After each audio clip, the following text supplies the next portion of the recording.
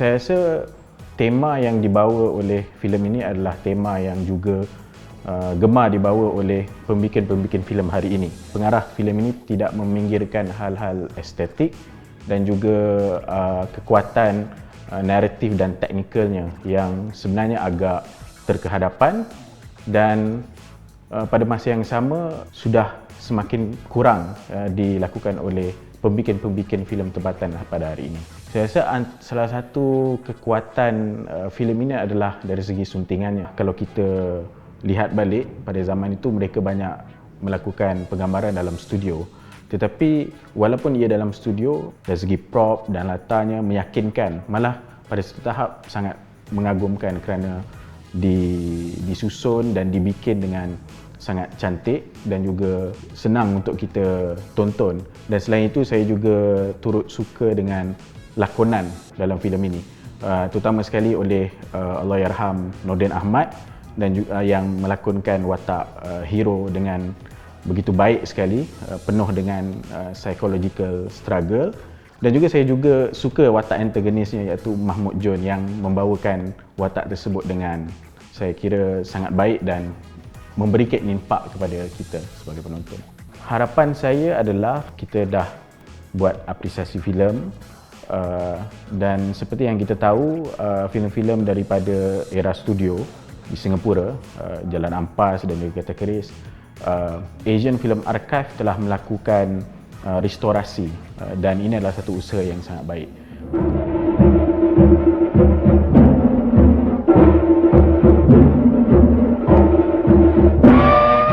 Apa yang menarik bagi saya filem ni bukan sangat daripada dia punya storyline sebenarnya, tapi dari segi komposisi filem itu sendiri. Dan kalau satu lagi yang saya rasa agak kuat dari segi lighting, untuk kalau kita lihat pada waktu itu dia boleh dapat lighting yang sangat ekspresif, bukannya sekadar membuat benda tu nampak natural, tapi lebih pada itu kan, yang ada story di belakang lighting itu. Misalnya contohnya dari suatu watak perempuan Puteri Raja itu mengalami perubahan dari segi kepercayaan dia. So lighting terhadap dia itu sendiri berubah kan, dan kita nampak seperti dia dapat cerahan dari dalam diri dia sendiri yang bukannya sekadar dia cakap yang dia sudah berubah kan, tapi lighting itu sendiri dah boleh ceritakan yang dia ni sudah jadi orang yang berbeza, dia bukan lagi orang yang sebelumnya.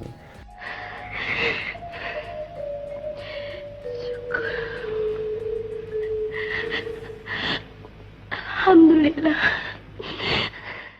Kalau dari segi teknikal, bagi saya tak ada masalah. Malah kita sepatutnya sekarang ni dah lebih bagus segi teknikal. Mungkin kalau di zaman itu disebabkan dia tidak ada kebolehan untuk suka-suka buat teknik apa-apa pun, dari segi kebolehan, dari segi kewangan, dari segi keupayaan kru itu sendiri. Jadi diorang memang betul-betul sudah decide dan plan dan apa yang wajar untuk story yang cuba disampaikan.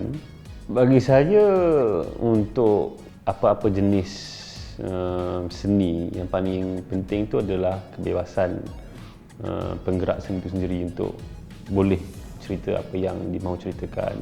So kalau kita tengok sekarang ni, mungkin orang akan fikir dua kali dulu sebab dia menyentuh isu agama. Sama ada kita setuju atau tidak dengan storyline itu belakang cerita. Itu bagi saya tak penting. Bagi penting adalah pengarah ataupun pembikin itu sendiri yang ada apa yang dia nak sampaikan dan kita dengarlah.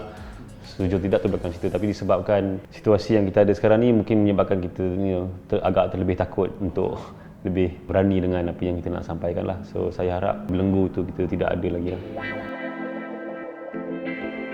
Filem Nur Islam ni saya rasa satu filem yang outstanding, extraordinary sebenarnya, sebab kalau kita tengok dia punya sinopsis tu, dia bergenrekan Islamik. Saya nampak dia lebih kepada ideologi ataupun kefahaman nilai murni yang cuba dibawakan pada perawalan kemasukan Islam ke sesuatu tempat. Dan saya suka tengok juga macam mana diorang mainkan watak-watak dengan gunakan stereotip yang sedia ada pada waktu itu. Diorang gunakan stereotip jantina sebagai contoh, agama sebagai contoh, dan pakaian-pakaian like macam agama Islam tu dia portray sebagai ada kearaban sedikit. Tapi pada zaman itu orang rasa orang Arab ni sebagai orang Islam sebenarnya, walaupun itu adalah stereotype. Dan saya suka diorang mainkan dialog-dialog yang dimainkan simple, straightforward. Kalau macam orang non-Muslim pun boleh faham dengan apa yang mesej yang cuba sampaikan dalam filem ini. Saya suka filem ni sebab yang paling menarik minat saya dia punya dialog dia.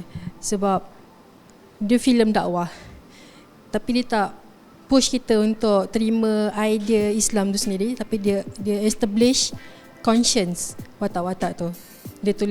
Saya suka dia tulis dialog tu di mana bila dia terpaksa untuk hunt Muslim tu kan, cari dan nak bunuh apa semua. Ada satu shot tu yang dia cakap dekat Suri, yang dia kata dia tak rasa benda ni sepatutnya jadi.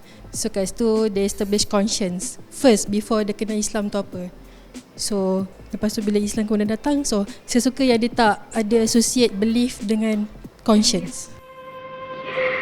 Dan siapa tahu, barangkali dengan pengorbananku ini dapat mengubah pendirian ayahandaku.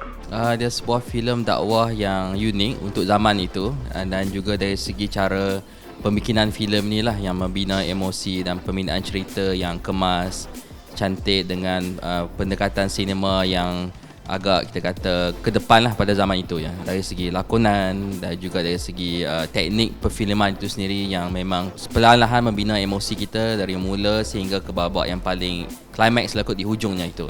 Kita tak boleh lupakannya. Dia rasa macam tak dipaksa. Dia membina dahulu perlahan-lahan emosi kita, hubungan kita dengan watak itu dibina dari mula supaya bila mereka ada perubahan itu, mungkin daripada bukan Islam kepada Islam tu, dia berlaku dengan natural dan juga dramatik lah benda itu. Dia tidak dibuat-buat benda itu.